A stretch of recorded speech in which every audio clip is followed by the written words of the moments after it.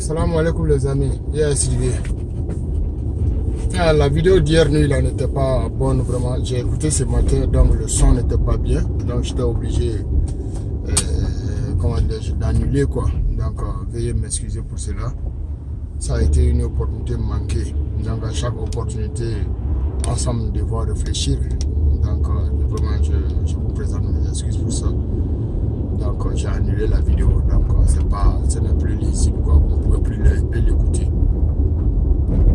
Ok, maintenant je vais essayer comment vraiment l'histoire nous manque. Parce que quand on ne connaît pas l'histoire, on n'arrive plus à nous identifier.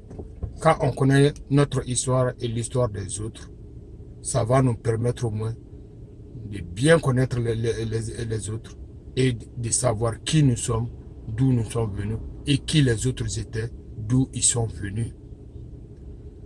Voilà. Alors, comme moi je vous disais, mais je sais que rares sont parmi mes frères et sœurs qui savent ça.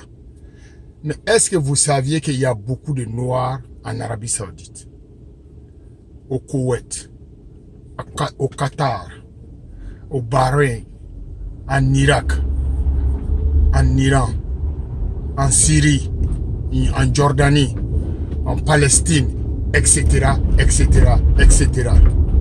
Est-ce que vous savez ça? Qu'il y en a beaucoup de Noirs dans tous les pays arabes. Ou bien je peux dire même presque dans tous les pays du monde. Non, vous ne savez pas ça beaucoup. Parce que les Blancs savent faire leurs choses. Les Noirs qui sont dans les pays arabes, on les interdit ou bien on limite tellement leur immigration dans l'Occident et ils sont tellement insignifiants, il est difficile même de savoir s'il y a des Noirs dans ces pays-là. C'est pourquoi, sinon si on leur permettait de venir dans l'Occident et de faciliter le contact ou bien leur visa pour qu'ils sortent dans les pays arabes, peut-être les Noirs américains ou bien les Noirs antillais de l'Europe pourront savoir qu'ils ont des liens directs avec ces Noirs qui viennent de Middle East. Vous voyez? Donc, on essaie de les opprimer partout où on vit. C'est eux qui contrôlent, c'est eux qui décident, c'est eux qui font les lois. Mais, voyons, regardez un peu comment eux, ils vivaient avant l'arrivée de Nabila Moussa. Avant que Nabila Moussa, avant que Moses va essayer, ou bien a essayé, ou bien est parti les sauver pour les ramener dans la vie normale. Comment ils étaient déjà d'abord? Quand dans le Coran on dit que Allah a chassé Adam dans le jardin. Mais comment vous comprenez ça? Quand la Bible dit que Dieu a mis dehors Adam et Ève dans le jardin d'Aden, qu'est-ce que ça veut dire pour vous? Mes amis, c'est-à-dire les livres c'est la parole de Dieu. C'est pas à notre état actuel là qu'on peut comprendre la parole de Dieu.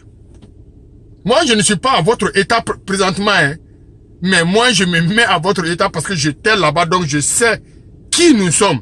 Je sais comment on réfléchit, je sais comment on agit. Donc, il n'est pas facile de comprendre la parole de Dieu. Quand on dit que Dieu a mis Adam et Ève en dehors du jardin parce qu'ils l'ont désobéi, qu'est-ce que ça veut dire? C'est juste pour vous dire que quand je vous ai dit ça, c'est-à-dire tout ce que je vous dis là, vous avez le plein droit, vous avez les opportunités d'aller les vérifier dans les vrais livres. Après que Yacoub a créé les Blancs, donc c'est eux qui ont amené tous ces mauvais caractères dans nos sociétés. Donc quand on a su que c'était eux, donc nous nous sommes réunis pour les ramasser. On a enlevé tout ce dont on pouvait trouver ces jours-là. Et le total était 59 999. Et Yacoub, leur père, faisait la 60 millième. Et on les a enlevés dans la zone sainte pour les envoyer dans l'Europe, dans les collines et les croches de l'Europe. Mais comment ils ont vécu là-bas 2000 ans sans contact avec nous, sans contact avec la réalité. Donc, les mauvaises manières qu'ils ont appris avec leur père, ils ont vécu comme ça pendant 2000 ans dans l'Europe. Et donc, de préférence, les trous de l'Europe là, les trous là font face généralement au nord. Donc, et le soleil sort de l'est à l'ouest.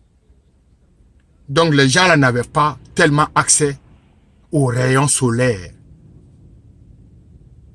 C'est pourquoi ils ont poussé des poils partout.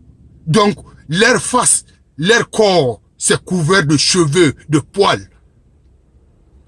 C'est parce que les rayons solaires les manquaient, parce qu'ils ne voudraient pas les rayons solaires. Ils ne savaient pas comment vraiment sortir pour aller prendre réellement le soleil.